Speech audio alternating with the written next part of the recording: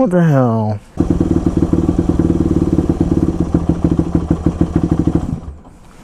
Stop it.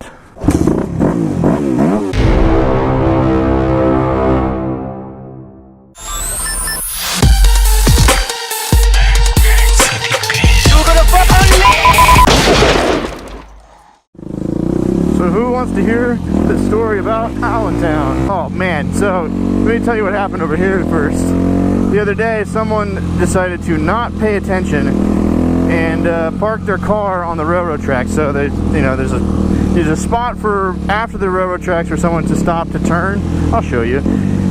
But you have to wait behind the white line, otherwise you get hit by a train. So someone wasn't paying attention and parked their Suburban over the white line, and well, ding dong dumbass got hit by a train.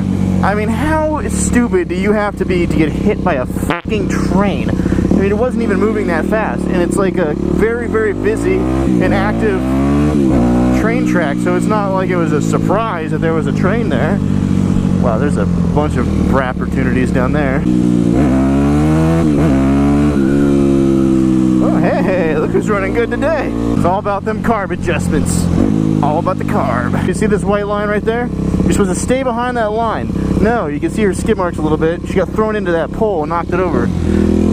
Dumb ass. You should have your license revoked, and then you got to retest for it. And then you should have something installed in your car that blocks your cell phone from being able to be used while you're near a vehicle. What if there were kids in that car? It was a Suburban, so obviously it was for kids. What if there were kids in the car when she did that crap? Anyway, what you guys are really here for is you want to hear my Allentown story. The Allentown Airport. If you've never been to the Allentown Airport, this is going to be news to you. And if you've been to the Allentown Airport, then shit, I'll be surprised. If someone down, actually I know one or two of you have been to the Allentown Airport. Here's the deal, I don't know if any of you fly very frequently, so I'm going to kind of water it down a little bit. But you stay.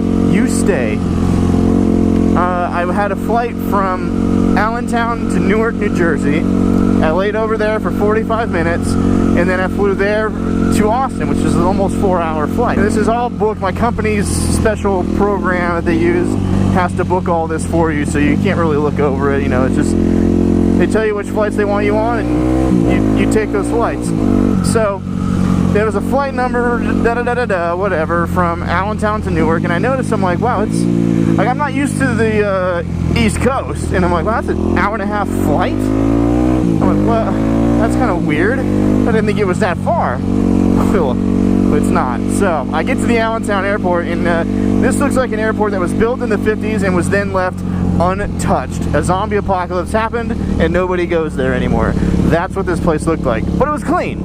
It was nice. They had like maybe five outgoing flights that day, and that's kind of like their normal traffic. I went up to get my ticket because I don't know. I don't like printing my boarding pass beforehand. I'm weird. I'm stupid.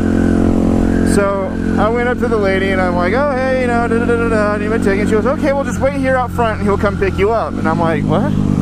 Wait here and someone will come pick me up. I'm like, wow, am I getting like VIP service? I was kind of confused, and she goes, oh no, this is a bus service. Like, oh crap. Now, anyone who's flown a lot and hasn't had this service is probably asking, well, did you have to go through security? And the answer to that riddle, my friend, is no, I did not go through security before I went on the bus. Now I'm concerned, right? I'm going to go right. No, I'm not going to go right. I have 45-minute layover to get through security at Newark and then to get to my gate. But to make things better, this bus was late. And they use the term bus here loosely. It said on the thing that they gave me, luxury bus service. Okay, so luxury bus service is essentially a shuttle van that was used at a retirement home, okay? And it was absolutely packed, completely packed. So we're all crammed onto this bus on our flight to Newark.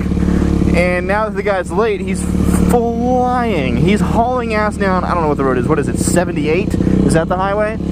He is freaking hauling.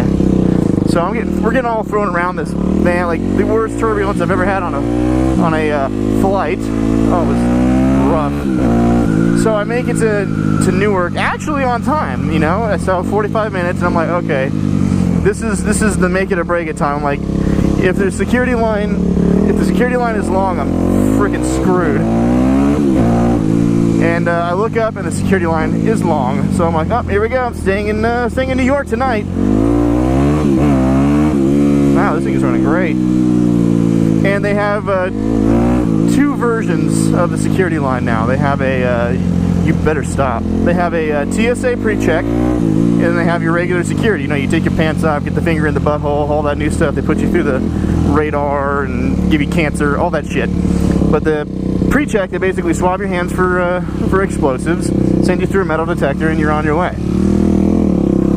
And now, it was to the point where if I had made the pre-check, I'd be okay. I had a chance at making my flight. And it's all randomized, like it's actually random. There's a dude with an iPad that hits the iPad and shows you an arrow which route to go on. So first person, there's like 4 people in front of me. The first person, they go to pre-check, or the quick one, or whatever, the short line. They go to the short line. The person in front of him, next to him, short line. Next person, short line. Next person, short line. Oh, odds have it at this point that I'm screwed. I am going to the long line. But I get up to him, he hits the iPad, bam, short line. I made it by the skin of my balls. When I stepped onto that plane, they shut the door. Alright, we're gonna get some Chinese food.